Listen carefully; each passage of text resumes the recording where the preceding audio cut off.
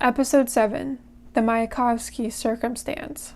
The first year's Asgies fly towards Breakbills South, which is located in Antarctica. Here, they will be trained by Mayakovsky, a master magician. When they all arrive in front of him and turn back into humans, he completely roasts them, saying they know nothing about magic. A great magician is magic in his bones, heart, and dick, or lady parts. He takes away their voices and gives them a task of putting a nail into a block of wood without using any vocal components. Mayakovsky is not a nice professor, but he is a very competent one.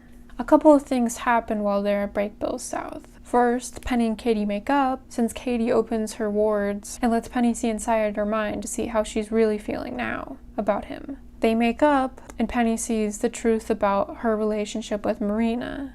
They come up with a plan to try to steal from Mayakovsky in order to get Katie free from Marina. Maybe this would have worked out for them, but since Katie opened up her mind wards, Mayakovsky was also able to see inside what Katie has been doing, and seeing how Katie has been stealing from campus, which is a big no-no, and now Katie is at risk for being expelled. Mayakovsky tells her that it might be better for her to just leave in order to spare Penny any of her burdens. She ends up running away in the middle of the night to spare Penny from being dragged down with her. Throughout this, Quentin and Alice have a lot of tension to the point where Mayakovsky tells them that they should just fuck. And when they are unable to complete the next task of mind-controlling a live animal, he sends them outside in the cold, where they then fox it up by literally turning into foxes to survive the cold. Mayakovsky notices Penny's tattoo and tells him, "You wouldn't tell an eagle to be afraid of heights," and decides to mentor him and teaches him how to control his ability.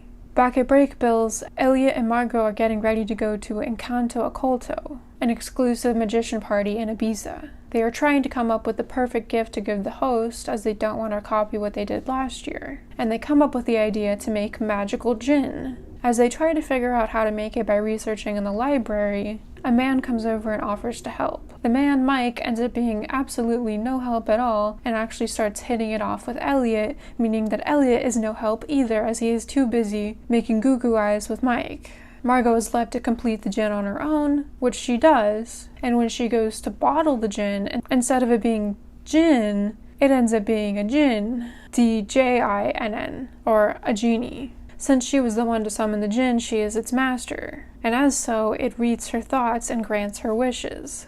The djinn makes Mike disappear. After a moment of freaking out, Margot realizes where he is, and leads them all to the library, where we can see Mike sucking on a doorknob. She had the thought, she wished, that he would just go back to where he came from and suck on some other knob. After going through this fiasco, Mike goes, "I don't want to go to Ibiza," and because of this, Elliot doesn't go either, which now means Margot is going alone. Margot ends up taking another second-year Todd, who is sort of being relegated to a side character punching bag. Since he was a bit helpful with the djinn, since he spoke Arabic and was able to translate what he was saying, Margot decides to take him with her. Later that night, Elliot and Mike are sleeping in bed, and Mike wakes up and goes to the kitchen to grab some water. But as he does this, we see his eyes in the reflection of a mirror glowing blue, and then all of a sudden, a moth shows up in the kitchen. Julia, after her failed mission with Hannah, is at a police station after the detectives confirmed that Hannah died by natural causes, saying that she just had a spontaneous brain hemorrhage and it was just a freak accident. Let Julia go, and they tell her that her sister is here to pick her up. Unfortunately for Julia, before her boyfriend had his memory wiped, he told her family about her Adderall issue, and so her sister is here now picking her up, telling her that she has to go to rehab. She doesn't really have a choice in the matter, as their mother happens to be an important figure in the city and would do something worse in order to quiet the family issues. After successfully completing the trials at Breakbills South, under the guidance of Mayakovsky, the first years are sent back to Breakbills.